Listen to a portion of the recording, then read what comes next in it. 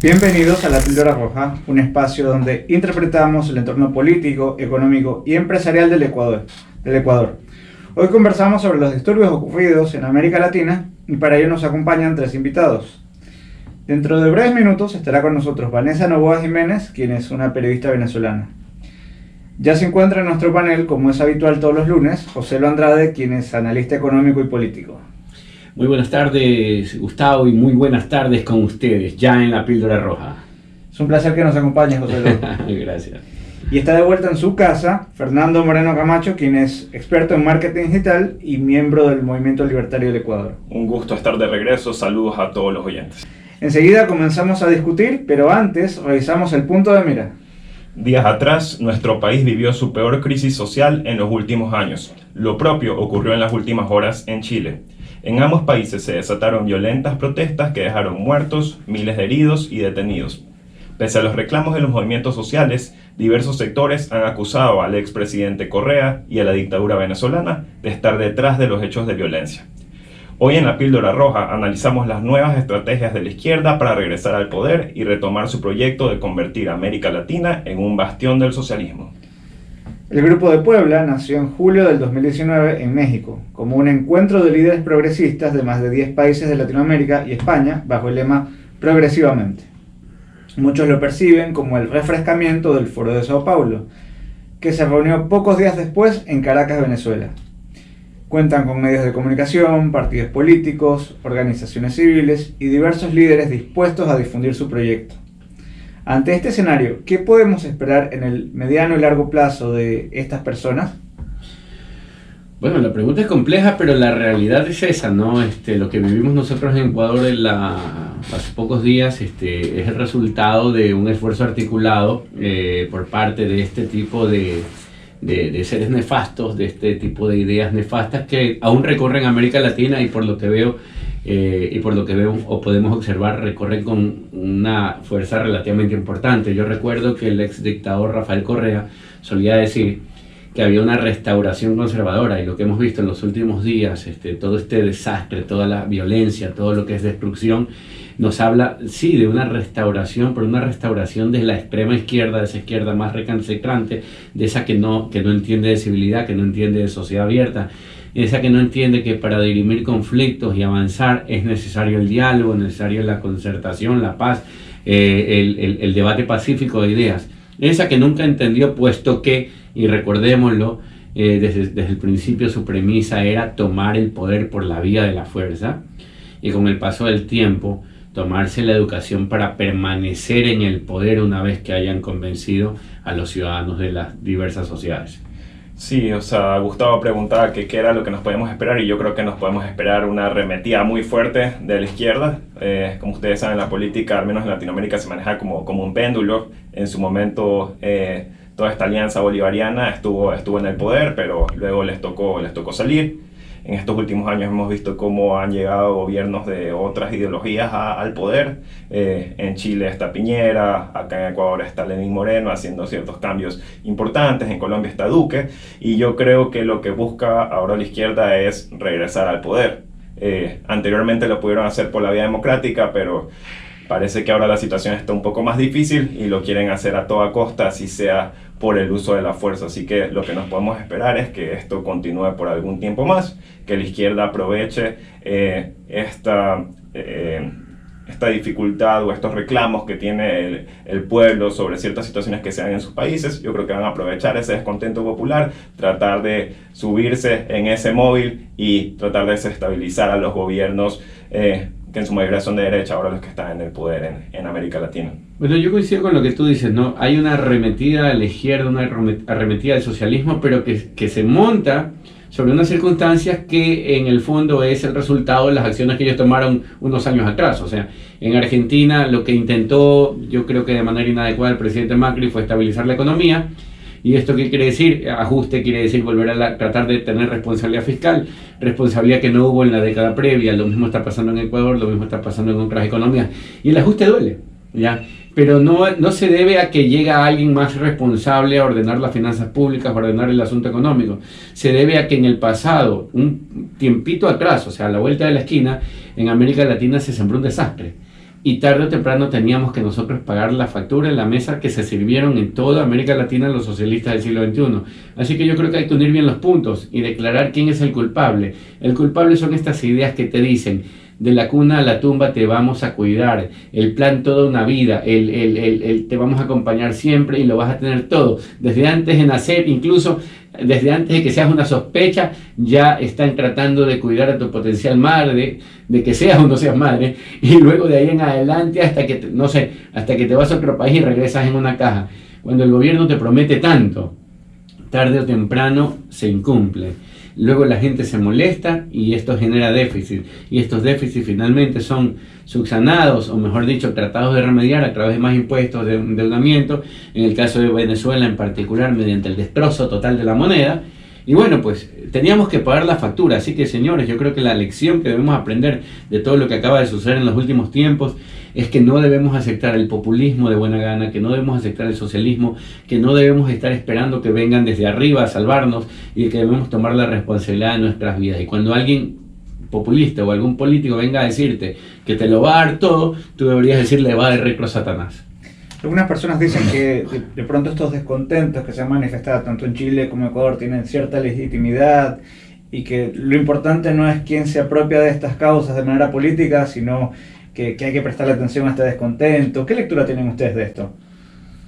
Bueno, lo que yo creo, o sea, y hay que estar claros, y lo dijo Joselo, es que muchos de estos descontentos que se viven hoy son culpa del mismo socialismo que estuvo antes. O sea, si vamos a revisar el caso de Ecuador, ¿qué es lo que está pasando ahora? Ahora están tratando de ajustar un desbalance fiscal brutal que se ha dado en el país gracias a 10 años de despilfarro de Rafael Correa y toda la gente que estuvo en el gobierno. Entonces, todo ese despilfarro socialista tarde o temprano se paga, y este es el momento en el cual estamos viendo las consecuencias. Yo creo que es legítimo que las personas reclamen si sienten que algo está mal. Posiblemente no entienden las causas de los problemas que estamos viviendo, y creo que ahí es donde debemos entrar nosotros, las personas que estamos del lado de la libertad, para tratar de desenmascarar los problemas y ver cuáles son las verdaderas causas, y que las personas no caigan en el juego. Es legítimo manifestarse, pero no hay que caer en el juego de la izquierda, y sobre todo no hay que tornar estas manifestaciones en algo violento, porque lo que se ve en Ecuador en estas últimas semanas y lo que se está viendo ahora en Chile es inaceptable. No pueden destruir propiedad privada, no pueden dañar bienes públicos, no pueden tratar de prevalecer por la fuerza. Necesitamos ir por la vía democrática, sentarnos a conversar y ver cuáles son las soluciones que se tienen que tomar, pero nunca cayendo en la violencia. Bueno, pero esa es la vía que tradicionalmente toma este grupo de gente que no está dispuesta a dialogar. Y de hecho yo creo que es como el perro que trata de morderse la cola, ¿no? Está tratando de buscarle una salida al problema, y en este caso, ¿qué es lo que pide esta gente? O sea, ¿qué es lo que pide la gente equivocamente? Y es tal vez más intervención del Estado. Es decir, ¿sabes qué? No, Estado, no saques las manos de mi vida, más bien introduce más las manos en nuestro entorno. Y eso en el fondo es la causa del problema. Porque cuando el Estado se mete en todo, lo que surge es el déficit, y el déficit, mis amigos, se financia o con mayor emisión de moneda, destrucción de la moneda, o con más endeudamiento, o con impuestos. Cualquiera de estas vías no es neutra, cualquiera de estas vías causa perjuicio a la economía, y tarde o temprano se revelan en este tipo de cosas. De hecho, probablemente en el Ecuador nunca se hubiesen topado los subsidios de no haber sido para tratar de equilibrar las finanzas públicas. Finalmente siempre se trasladan los problemas del sector público hacia la economía de nuestro país, y es por lo tanto que debemos decirle a ellos, al gobierno y a la gente en general: bueno, yo creo primero la economía, segundo las finanzas públicas, pero las finanzas públicas tienen que estar supeditadas al beneficio de la ciudadanía. ¿Y eso quiere decir no aumentar el presupuesto, sino más bien reducirlo y ordenarlo? Este domingo, durante un acto en Caracas, el dictador venezolano se refirió a los recientes hechos de violencia en la región con un sugestivo mensaje. Al Foro de Sao Paulo le puedo decir que el plan va en pleno desarrollo y victorioso. Todas las metas que nos hemos propuesto en el foro las estamos cumpliendo una por una. Desde su perspectiva, ¿podemos hablar de que las reuniones en Puebla y Caracas articularon un plan para sacudir a los gobiernos aliados a la causa de la libertad en Venezuela? Yo creo que es mucha coincidencia que justo se arme esta nueva iniciativa del Grupo de Puebla en julio y que luego haya la reunión del Foro de Sao Paulo un mes después y que ahora estemos viendo esto. O sea, me parece demasiada coincidencia. De hecho, yo creo, como dije hace un momento, que si bien el descontento popular puede ser legítimo hasta cierto punto, la izquierda radical se ha montado en ese vehículo para tratar de causar caos, tratar de causar desestabilización. Y lo ha logrado, ¿eh? Sí, lamentablemente lo ha logrado, pero yo creo que eso ha sido intencional. Yo creo que los gobiernos de izquierda están... las personas que antes estuvieron en el gobierno y que eran de izquierda están tratando de desestabilizar y es parte de la nueva estrategia. En su momento querían ir por la vía democrática, lo lograron muchos de los socialistas más importantes en cada país, pero ahora que hay un desencanto popular están buscando irse por otra vía. Y yo creo que, como dijo José, lo están causando desmanes importantes, están logrando hasta cierto punto su cometido y creo que es bueno tratar de desenmascarar a estas personas que están detrás de este problema. Bueno, como indicas, parece ser que la vía democrática ya no va precisamente porque tienen tantos casos de corrupción encima, tienen tantos juicios encima, pues que no les queda otra que la de la violencia. En el caso particular de lo que sucedió acá en Ecuador, para aquellos que nos están escuchando en el mundo, pues sucede que se tomaron parte de la Contraloría, incendiaron parte de la Contraloría e incendiaron esa parte de la Contraloría en la que precisamente se estaban ventilando, se están estudiando los casos que vinculan a Rafael Correa y a otras personas del gobierno. O sea, esto de aquí no es nada casual.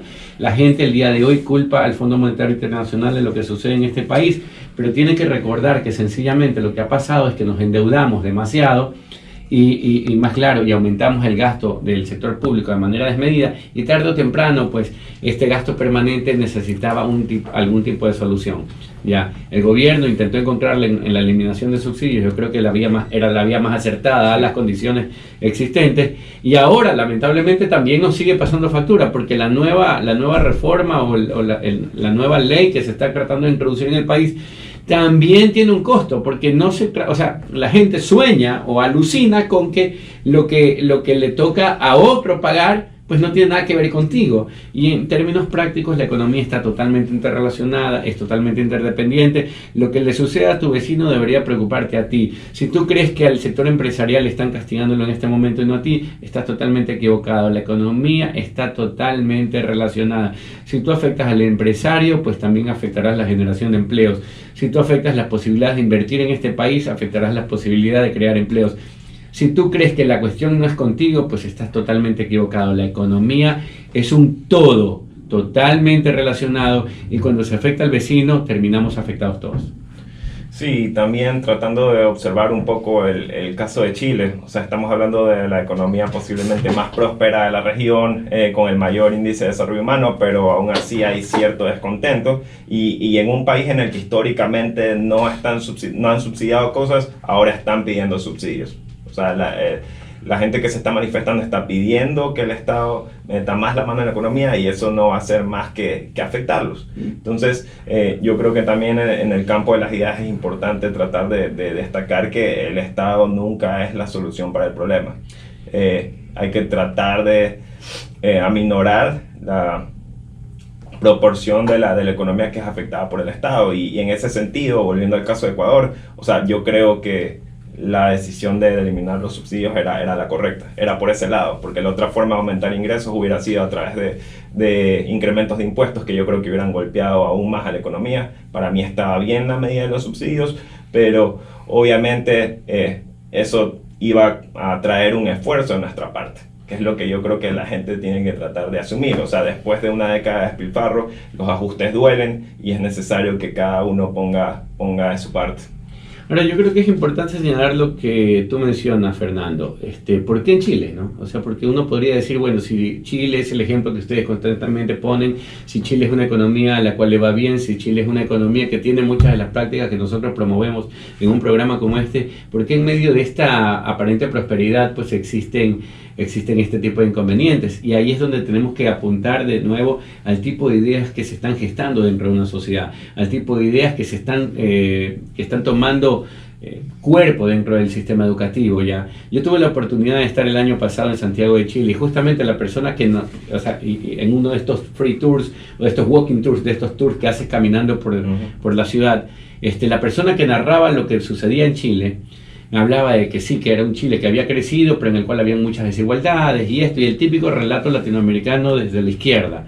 Entonces, para mi sorpresa, las personas que formaban parte del grupo turístico aceptaban el relato y decían, oh, entonces no es tan bueno. Entonces, claro, para empezar, el latinoamericano turista se llevaba una mala idea de lo que está sucediendo en Chile. Pero por otro lado, cuando ya sucede que esa muchacha que trabajaba y estudiaba turismo, tiene esa idea de lo que ha sucedido en una sociedad, que lo que ha hecho es prosperar y prosperar de manera significativa y hacerla vivir mucho mejor de lo que se imagina, porque cuando uno hace comparaciones tiene que hacerlas con respecto a sí mismo y con respecto al resto. Que venga a Ecuador, pues cualquiera de esos estudiantes chilenos a ver lo que es realmente una situación crítica, que vengan a ver lo que es realmente una falta de oportunidades, que se enteren que los ecuatorianos mueren, por ejemplo, al menos los doctores, mueren por irse a Chile a trabajar porque ganan sueldos extraordinarios y porque les va relativamente bien. Que hagan pues el esfuerzo esos estudiantes de venir acá y tratar de obtener un trabajo en Ecuador y se van a dar cuenta de que lo que está sucediendo en Chile es algo infinitamente mejor. Ahora sí,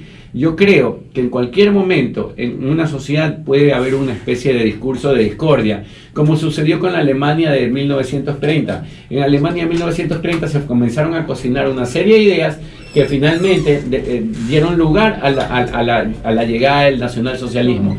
Hitler, en la sociedad más educada del mundo, encontró también terreno fértil para unas ideas que a veces parecen tener sentido, pero que meten a las sociedades en unos problemas enormes.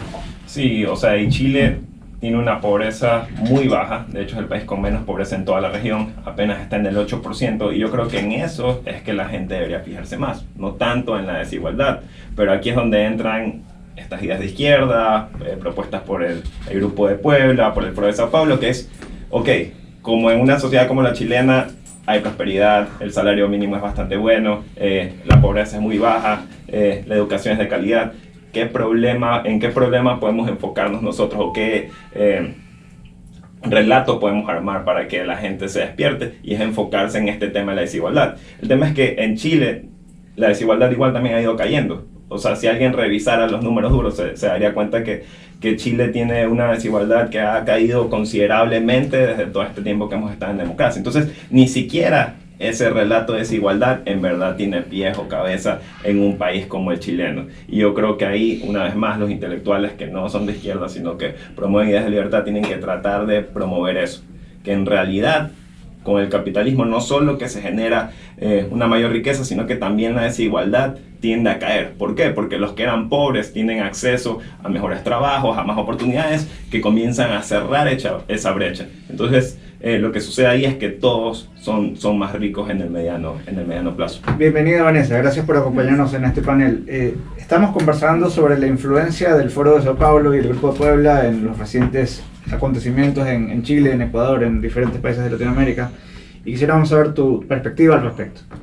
Mira, estos son grupos que tienen muchísimo tiempo, tienen muchísimos años buscando maneras de desestabilizar la región. No es algo reciente. No estamos hablando de un grupo que surgió de la noche a la mañana, estamos hablando de que hace unos pocos años todavía la mayor parte de los gobiernos del Foro de Sao Paulo y de lo que ahora es el grupo, ahora se denomina el Grupo de Puebla, estaban gobernando la región. Y aquí nosotros tenemos que entender que este grupo tiene un objetivo muy claro y ellos mismos lo han dicho y lo han reconocido. ¿Cuáles son sus objetivos? Ellos quieren acabar con el Grupo de Lima, que es su contraparte acá en Latinoamérica. Quieren volver a recobrar el poder, quieren desestabilizar a aquellos gobiernos que según ellos toman medidas neoliberales, medidas económicas que van hacia la libertad y pretenden, por supuesto, dominar de nuevo la región de Latinoamérica. Y justamente ese Grupo de Lima es el grupo sensato que tiene América Latina, o sea, son los representantes que algo de coherencia le ponen a este lado del mundo, ¿no?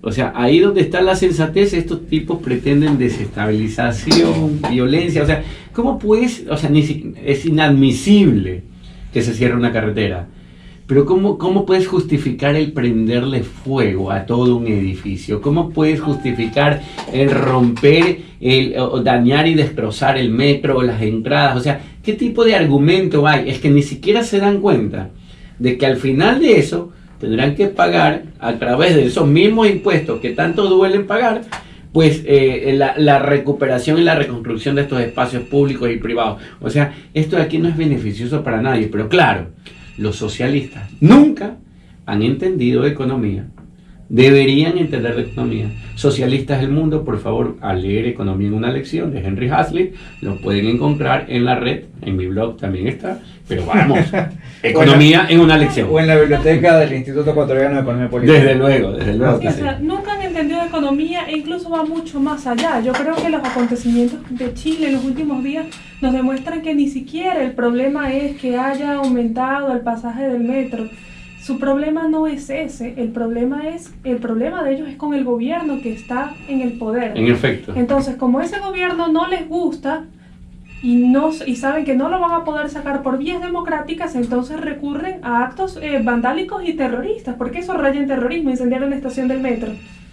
O sea, ya con ese precedente sabemos que lo que menos les importa es el servicio público. Claro, o sea, servicio explotar público. un edificio de Contraloría, incendiar una estación de metro, es terrorismo. Y las pruebas están ahí porque curiosamente comienzan a haber estas manifestaciones en Chile y al momento se ve a Camila Vallejo, que es una de las principales comunistas que quedan en Chile. La ídola, la referente y la ídola del comunismo chileno. Sí, o sea, lo primero que hacen cuando ven estos desmanes no es como que llamar a la calma, pedirle a los manifestantes que se tranquilicen, sino que lo que hizo fue tuitear hacia el gobierno de Chile diciéndole que los mandos medios y algunos ministros deberían renunciar por cómo han manejado la crisis. Entonces, para mí está clarísimo Lo mismo que hicieron acá. los de izquierda radical están detrás de esto, están esperando que lo que han planeado suceda y en el momento tratar de atacar al gobierno de turno. O sea, su objetivo en verdad no es que haya justicia social, lo que quieren es desestabilizar a los gobiernos de derecha que están en la región ahora gobernando. Bueno, y fíjate, o sea, yo tuve oportunidad de debatir hace cerca de 3 meses con Pablo Dávalos, Pavel Muñoz y otro de esos sujetos que andan con el gobierno de Rafael Correa. Y la verdad es que ellos venían sembrando el pánico desde hace rato, venían hablando de que el Fondo Monetario Internacional había traído el abismo sobre nosotros. A Pablo Dávalos hablaba de una metáfora, él decía que estaba encima de un edificio viendo cómo se venía el tsunami y que le advertía a todo el mundo que el tsunami llegaba y que nos iba a arrasar. Y ese relato, todo ese cuento estaba preparando el terreno para lo que se vino en el último tiempo. Bien dices que no tiene que ver con el alza de algo, porque en el caso particular, y Pablo Dávalos un mentiroso, con Tomás, y no me refiero a Tomás, ya, sostenía, no, que los 4.000 y pico millones de dólares que se le condonaron a los empresarios y a los deudores, esto, a ver, por momentos, ¿verdad? El capital intacto se sigue pagando, como es intereses y mora, es donde se hizo un descuento, pero claro, esos mismos que salieron, que ahora reclaman eso, pues no dijeron nada cuando el gobierno de Rafael Correa hizo exactamente lo mismo, porque durante el gobierno de Rafael Correa también hubo una remisión de intereses y moras, ¿ya? Y en ese momento nadie dijo que no, más bien elogiaron a Rafael Correa por tratar de otorgarle recursos al sector público, o sea, ahí sí, eso que llaman ellos la doble moral, ya, era sencillamente, este gobierno me gusta, este gobierno me disgusta, y como los gobiernos que ahora les disgustan, o en estos gobiernos que ahora les disgustan, donde ya el poder está un poco más desconcentrado, donde ya no están ellos concentrando y manteniendo contralorías y una serie de cosas bajo sus manos, pues comienzan a decirle al mundo que han sido los gobiernos más corruptos de la historia de América Latina. Es así de sencillo. Es como un doble estándar, porque cuando mis amigos, entre comillas, hacen lo que no me gusta, pero como son mis amigos, pues yo guardo silencio o soy cómplice. Claro. Pero en cambio, cuando los que no me caen bien o mis enemigos, entre comillas, hacen lo que no me gusta, pues ahí les doy con todo. Yo recuerdo un dicho, parece ser que es peruano, que decía: para mis amigos todo, Para mis enemigos la ley. La ley. Qué duro, o sea, una ley que ha sido fabricada para castigar al ciudadano normal, ¿no? Recordemos cómo reaccionaron estos mismos dirigentes políticos y grupos de izquierda con la última ola de protestas en Venezuela en el año 2017. ¿Qué era lo que decían ante la represión que de verdad estaba sufriendo la gente en mi país? Lo avalaban. No, y ahora mismo lo que acaba de suceder es que Venezuela ha sido incluido dentro del sector ¿cómo es? De defensa de derechos humanos En la ONU. En la ONU, o sea, es inconcebible si al tipo deberían llevarlo de los pelos hacia la cárcel en lugar Bueno, de... son puras naciones cuestionables las que son parte de ese Consejo de Derechos la verdad Humanos. que te habla mal de lo que sucede en América Latina en general, porque cuando parecía que de alguna manera habíamos dado un paso hacia adelante, pues de repente observamos que la realidad sigue siendo crítica, y esto ya es un llamado al empresariado, a las élites, a la gente que hace opinión. Debemos repensar lo que está sucediendo en América Latina, debemos repensar lo que está sucediendo en Ecuador, porque a la vuelta de la esquina esto puede suceder. O sea, al parecer era que la lección no fue Rafael Correa nunca más, socialismo nunca más, sino vamos a tumbar las cosas para que regrese Rafael Correa. O sea, hay que tener mucho cuidado, porque se trata no solamente del país en el que vives, sino en el país en el que van a vivir tus hijos, y esto tiene que acabar. O sea, debemos en algún instante hacer de América Latina un sector razonable, de hacer de tu país una sociedad donde desees vivir y no donde tengas que emigrar sí o sí. Está bien si te ofrecen una oportunidad de oro en Alemania, dale, viaja y regresa si quieres, o quédate, pero no puede ser que la única opción para sobrevivir tenga que ser huir de tu país de la forma en que puedas, porque el socialismo llegó. Por todo lo expuesto, podemos concluir que los recientes hechos que hemos vivido en la región son parte de un plan diseñado para que la izquierda regrese al poder en toda América Latina. Según el profesor venezolano Pedro Ruchurtu, el objetivo será acabar con el Grupo de Lima, desmantelarlo con nuevos gobiernos progresistas o incentivar más acciones de desestabilización. También buscarán arrebatarle la reelección a la Secretaría General de la OEA al uruguayo Luis Almagro. En definitiva, la izquierda latinoamericana se ha reorganizado, busca regresar al poder y, escúchenme bien, está dispuesta a pagar cualquier precio con tal de lograrlo. Pero no lo vamos a permitir. Esto ha sido todo por hoy. Los invitamos a reencontrarnos el próximo lunes aquí en la señal de Radio Morena. Mientras tanto, recuerden seguir a La Píldora Roja en Facebook, Instagram y YouTube, donde podrán disfrutar de contenido adicional. A nombre de este muy valioso panel se despide de ustedes Gustavo Isurieta. Muchas gracias a todos por su sintonía y un fuerte abrazo.